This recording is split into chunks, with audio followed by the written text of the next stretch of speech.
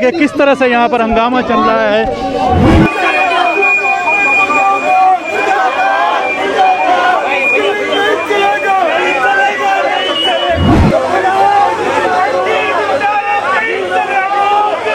सकते हैं कि किस तरह से यहाँ पर हंगामा चल रहा है। प्रोटेस्ट करने के लिए लोग आए थे, यहाँ पर प्रोटेस्ट कॉल की गई थी, लेकिन दिल्ली पुलिस ने सबको अब गाड़ियों में बिठाना शुरू कर दिया है, डिटेन किया जा रहा है, सबको अरेस्ट किया जा रहा है। और आसाम भवन पर जिस तरह से कल जिस तरह से वहाँ पर 800 मकान जो गिराए गए हैं उसको लेकर जो प्रोटेस्ट चल रहा था, उसमें जिस तरह से बर्बरता दिखाई गई और एक फ़ोटो जर्नलिस्ट ने जिस तरह से गोली जिस शख्स को लगी थी उसके ऊपर जिस तरह से वो कूदा, तो उसके बाद आज यहाँ पर ये कॉल की गई थी कुछ छात्रों के ज़रिए, कुछ स्टूडेंट्स के ज़रिए, लेकिन हिरासत में लिया जा रहा है, सबको गिरफ्तार किया जा रहा है। आप देख सकते हैं भारी संख्या में यहाँ पर पुलिस बल को तैनात किया गया है।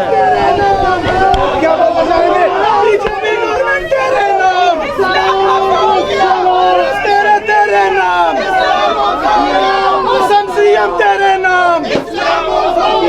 असम पुलिस, तेरे नाम असम पुलिस मुर्दाबाद।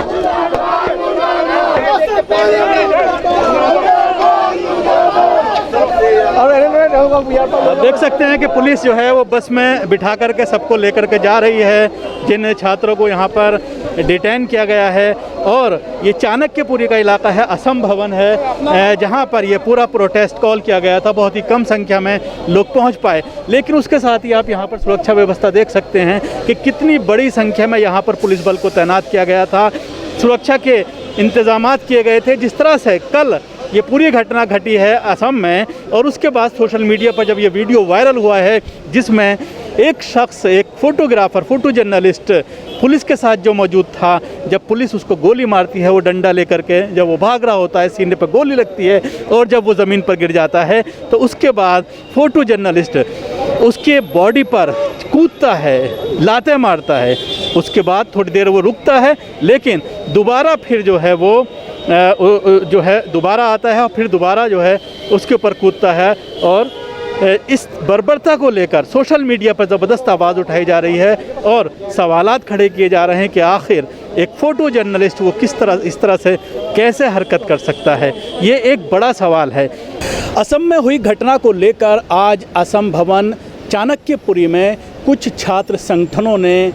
धरने का आह्वान किया था और उसको लेकर यहाँ पर कुछ तलबा पहुँचे थे, कुछ छात्र पहुँचे थे और उसके बाद प्रोटेस्ट किया जा रहा था असम में हुई घटना के ख़िलाफ़ और उसके साथ ही असम सरकार के ख़िलाफ़ कि किस तरह से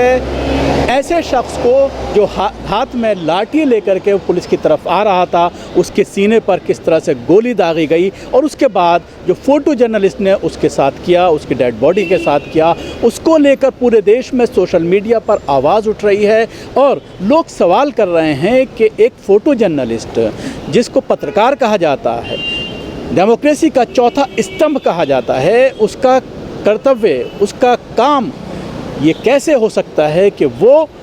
एक पार्टी बन करके किसी के साथ इस तरह का सलूक करे। और लोग जो यहाँ पर पहुँचे थे वो उस पूरे मामले को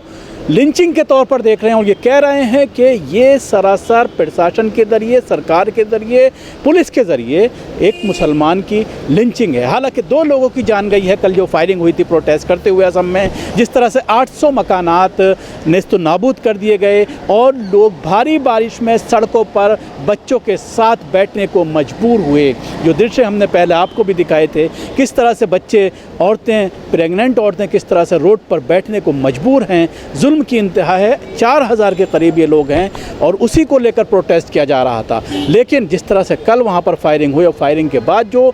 एक वीडियो सोशल मीडिया पर सामने आया, लोगों ने उसको लेकर के ज़बरदस्त आवाज़ उठाई और जिसका नतीजा ये हुआ कि उसमें अब जुडिशियल इंक्वायरी की बात कही जा रही है। रिटायर्ड जज से इंक्वायरी कराई जाएगी और उसके साथ ही